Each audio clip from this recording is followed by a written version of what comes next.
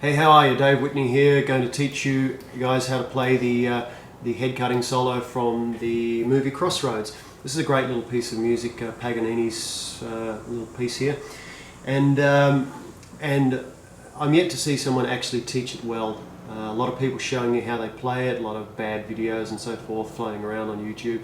But here it is. This is going to be the definitive how to play this. I'm going to take you through it note for note, okay? Position for position, note for note, skip nothing, okay? And you should be able to look back on this and learn it very, very easily.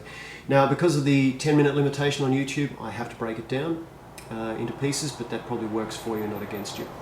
So let's start. First of all, one comment. There are more than 3 ways to play this thing, okay? Positionally on the guitar that I'm aware of, that I've worked out over the years. What matters is finding the one that's comfortable for you. Okay, this is the one that's comfortable for me. I don't care if you think it should be open position, or if you think it shouldn't be swept, or if you think this or think that. I don't care what you think, right? This is about me and the way I like to play, and you should also think that way. And if you read comments where people pick holes in someone because they don't alternate pick everything, or they don't do this, or they don't do that, right? One of these, okay? It's not about you, it's about me, and this is what I'm saying to you. You be your own player. Okay, so I'm going to show you what works for me, and hopefully it gives you enough information to learn it and to then decide whether or not it works for you, and enough information to be able to then translate it to what does work for you if it doesn't. Okay, so remember, it's not about speed, it's about even pace. Okay, it all has to be even, so don't rush through one part and then slow down for another part. Okay, let's take it nice and simple. It starts with an A minor arpeggio. The notes of A minor are A, C and E. A, C, E. It gives you the A minor sound, okay? So that you can, wherever you play those 3 notes in a sequence or in combination, you will get the A minor sound. A, C, E. Okay, our first arpeggio. A, C, E, okay? 5th fret, 1st finger on the low E string. 8th fret, little finger on the low E string. E, 7th fret, 3rd finger. Sorry, I'll change that, 1st finger. I'll move my 1st finger up to the 7th fret on the A string for the E. That's because I'm going to lay it down actually to play the 1st note on the next string. So A, C, E. So the next series of 3 notes, A, C and E again, obviously. 7th fret on the D string, okay, so just lay your finger down. Little finger does the 10th fret on the D string, that's the C. E is the 9th fret on the G string with your 3rd finger. So, you know what? I'm going to ask you to change that again because I'm not thinking ahead, so A, C, E, A, C. Instead of using your 3rd finger for that E on the G string, I want you to move your 1st finger up again because we're shifting position every time. 2nd finger on the 10th fret on the B string. Okay, that's the A. C is the 8th fret on the high E string. The high E note is the 12th fret on the high E string. So.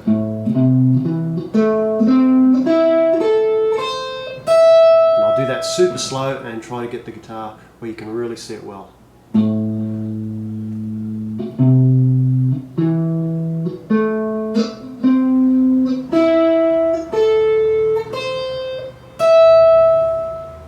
hope that's clear.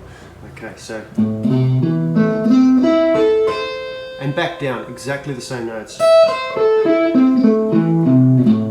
Okay, I'm picking some notes, I'm sweeping some little bits. Whatever works for you. That's what works for me. Okay, and we'll do the 2nd arpeggio in this little video as well. So it's an E minor arpeggio. So it's this sound, sorry, an E7 arpeggio. I do apologise. It's too early for me. E7. Okay, and E7, E major dominant 7th. Is what it is, right? E7 has the notes E, G sharp, B, and the dominant 7th, which is D. dominant seventh is a whole step below the root note of the chord, which is in this case E. So we're adding a D. So it's 4 notes to make this sound. Right. So so the notes in that. After we come back down the arpeggio from A minor, I'm on the low E string in the 8th fret with my 2nd finger. Okay. Then I'm going to switch my 1st finger to the 7th fret.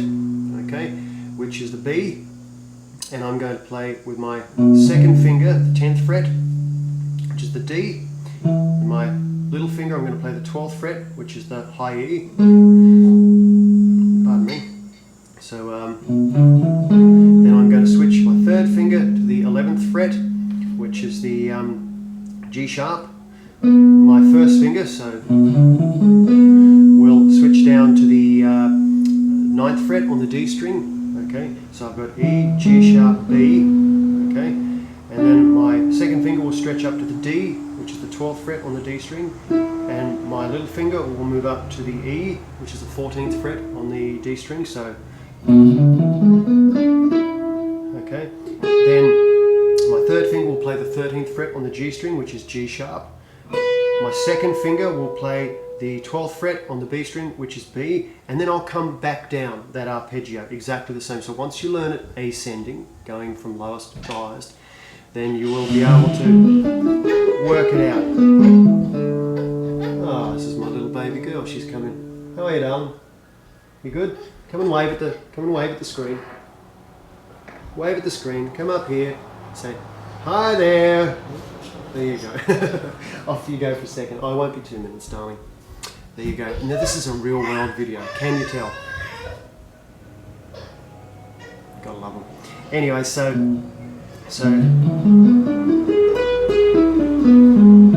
now the only thing I'll say is once you've come back down,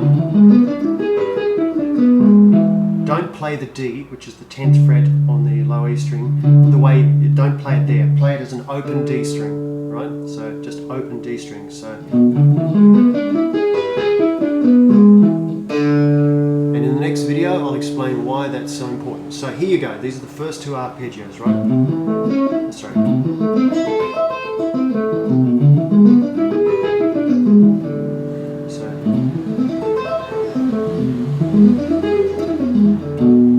So that's what we're doing.